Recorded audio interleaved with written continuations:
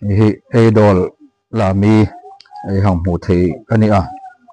chu pathin mingin lom takin mila pek sin la nom hlenga ti pu training thang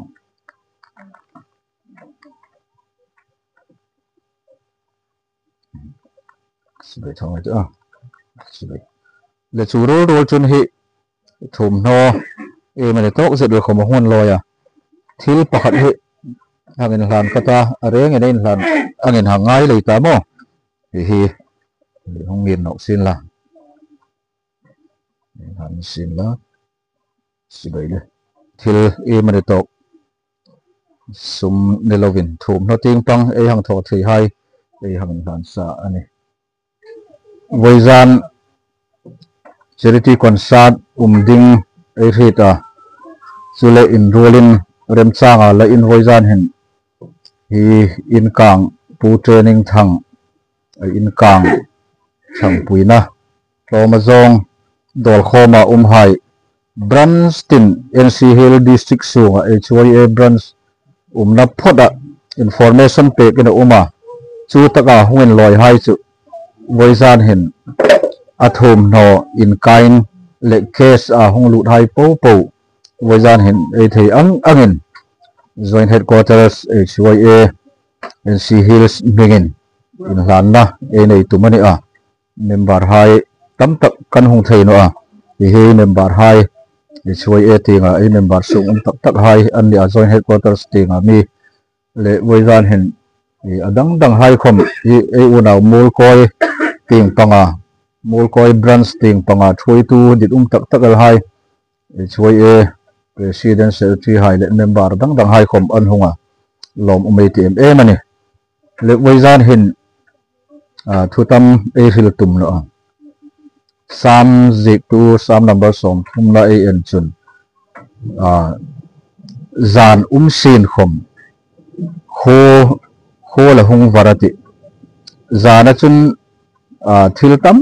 tak nat na hai be dong na lungai na ti hai tam tak athung laka ami ro gal chu jing kho ahung var pha chun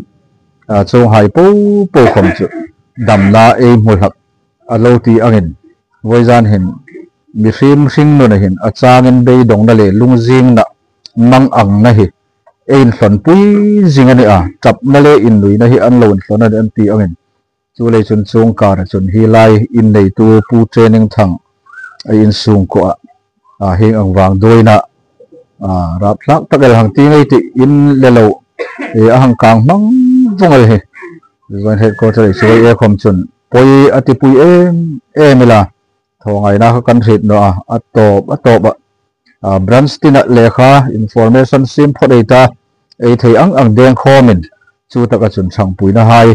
zuk nei thein la ti kha nom lein chu hang tho mi ro gal chu an loi ting pang he atlom khobela hi boina dang nei ni ti khai rit jinga ti man chu ayin har le ma in ka nom le ma upan lo tia tuya thi lo jan wa sia kaman dong do meya hinga kang mi hai ro chu mi hai ngai sak le ro pui tak tan dong la kan ti alon dik do ti ding ma ayin kang hi an wang nei pui lem ka ti la kan na hai hin ayin kha khom rak lo ni hin pam tham khon no pule di rajon lak thang nei khom ni sin la khom an hin na pathia san hi ma pui san hin nang ni khom in khutwa in ngai sa thil peru pui tak tai hanin chok thei no de kan chok thei no ding pe sum da nung lan no ka ru pui kan tia nam thui tu hai in chung lom kan ti tak lom thu no ni sin la ro pui da mak kan ti talwa kan sunga ti hlung hai he ngai tu ko le dong ngai no kan ya le dong ngai no mun da le dong be ngai no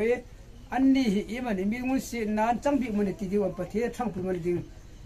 mi hai som do le na sak tak tung pe ta le an ni ko makan ti karing an ni an hil the no chu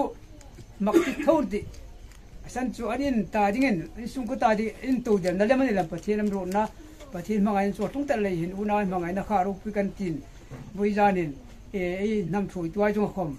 pathe mar so min an ma thui sen lom chu kan no ni ro se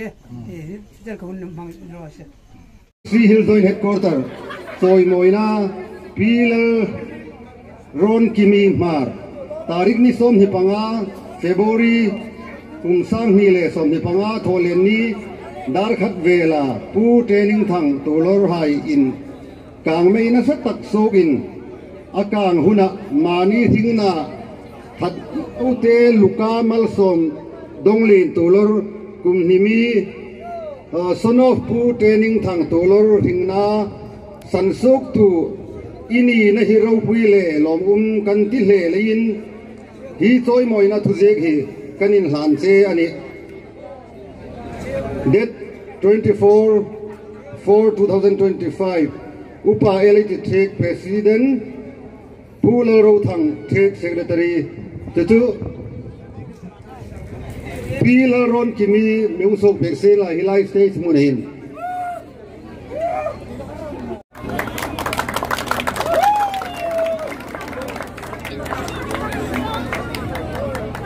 dengan insan lain jengin voi tu kan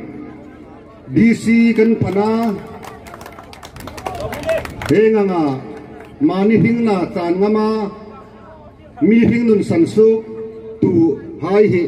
Beverly Award in lan na hi Independent Day zada mani annole Republic Day ni in hagro se ti memorandum kanang submit na chun amingai poimo pek khobela Beverly Award hi under 18 years doi ding hai pe lak ni sen la kom mi hoi sen chung chung hai ta ding chun